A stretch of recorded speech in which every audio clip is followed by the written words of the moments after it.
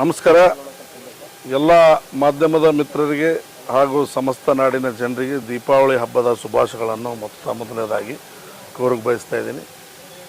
ಇವತ್ತು ಪತ್ರಿಕಾ ಭವನದಲ್ಲಿ ವಿಶೇಷವಾಗಿ ನಾವು ಬಂದಿದ್ದು ಏನು ಉದ್ದೇಶಪ್ಪ ಅಂತಂದರೆ, ಈಗೇನು ಇವತ್ತು ಮಳೆ ಹೆಚ್ಚಾಗೋದ್ರಿಂದ ಮತ್ತು ಉಜನಿ ಡ್ಯಾಮ್ನಿಂದ ನೀರು ಸುಮಾರು 4 ಲಕ್ಷ ಮೇಲೆ ಕ್ಯೂಸೆಕ್ಸ್ ನೀರು ಬಿಟ್ಟೋದ್ರಿಂದ ಏನು ಗ್ರಾಮಗಳು ಮುಳುಗೋಗಿದೆ, ಜಾನುವಾರುಗಳು ತೀರ್ಕೊಂಡೋಗಿದ್ದಾವೆ, ಭಾಳಷ್ಟು ಜನ ಪ್ರಾಣ ಬಿಟ್ಟು ಒಳ ಹೋಗಿದ್ದಾರೆ. ಇಂಥವೆಲ್ಲ ವಿಷಯಗಳನ್ನು ಕುರಿತು ಮಾನ್ಯ ಮುಖ್ಯಮಂತ್ರಿಗಳು ಮೊನ್ನೆ ಏನು ವೈಜ್ಞಾನಿಕ ಸರ್ವೆ ಮಾಡಿ ಏನು ಘೋಷಣೆ ಮಾಡೋಗಿದ್ರು, ಹಣ ಶೀಘ್ರದಲ್ಲೇ ಸೆಂಟ್ರಲ್ ಆ್ಯಂಡ್ ಸ್ಟೇಟ್ ಎರಡೂ ಸೇರಿಸಿ ನಾವು ಅತಿ ಶೀಘ್ರದಲ್ಲೇ ಹಣವನ್ನು ಬಿಡುಗಡೆ ಮಾಡ್ತೀವಿ ಅಂತೇಳಿ ಏನು ಮಾತನ್ನು ಕೊಟ್ಟಿದ್ದರು.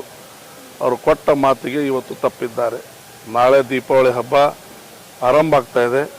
ಇಲ್ಲಿವರೆಗೂ ಕೂಡ ಯಾರ ಅಕೌಂಟಿಗೂ ಕೂಡ 1 ನಯ ಪೈಸೆ ಅನುದಾನವನ್ನು ಕೂಡ ಬಂದಿಲ್ಲ. ಈ ವಿಚಾರಗಳನ್ನು ಇವತ್ತು ಇಷ್ಟು ನಿರ್ಲಕ್ಷ್ಯತೆಯಿಂದ ರೈತರ ಕಡೆ ನೋಡ್ತಾರೆ ಅಂತಂದರೆ ಈ ಸರ್ಕಾರ ಯಾವ ಮಟ್ಟಿಗೆ ಇದೆ ಎಂಬುದು ಆಲೋಚನೆ ಇವತ್ತು ಜನರು ಮಾಡಬೇಕಾಗಿದೆ. ಅದು ಬಿಟ್ಟು ಬೇರೆ ಬೇರೆ ವಿಷಯಗಳ ಬಗ್ಗೆ SIT ತನಿಖೆ ಆಗಿರ್ಬೋದು, ಇವತ್ತು RSS ವಿಚಾರ ಆಗಿರ್ಬೋದು, ಇವೆಲ್ಲ ಒಂದು ಮಾಧ್ಯಮದಲ್ಲಿ ಹೆಚ್ಚಿನ ರೂಪದಲ್ಲಿ ಅವರು ಸೃಷ್ಟಿ ಮಾಡಿ ಜನರ ಮನಸ್ಥಿತಿ ಜೊತೆ ಚೆಲ್ಲಾಟಾಡಿ, ಅದು ರೈತರ ಜೊತೆ ವಿಶೇಷವಾಗಿ ಚೆಲ್ಲಾಟಾಡಿ ಎಲ್ಲೋ ಒಂದು ಕಡೆ ವಿಷಯಗಳನ್ನು ಡೈವರ್ಟ್ ಮಾಡೋಂಥ ಕೆಲಸ ಈ ರಾಜ್ಯ ಸರ್ಕಾರ ಇಲ್ಲಿ ಮಾಡ್ತಾ ಇದೆ ಅಂತ ಮೇಲ್ಮಟ್ಟಿಗೆ ಕಾಣ್ತಾ ಇದೆ.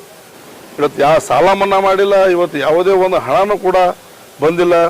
ಇಲ್ಲಿ ಹಸಿ ಬರಗಾಲ ಅಂತ ಘೋಷಣೆ ಮಾಡ್ರಿ ಅಂತೇಳಿ ಹೇಳಿದ್ದೀವಿ, ಅದನ್ನು ಕೂಡ ನೀವು ಮಾಡೋಕ್ಕಾಗಿಲ್ಲ. ಆದಮೇಲೆ ಸರ್ಕಾರ ಖಂಡಿತವಾಗಿ ರೈತ ವಿರೋಧಿಯಾಗಿದೆ.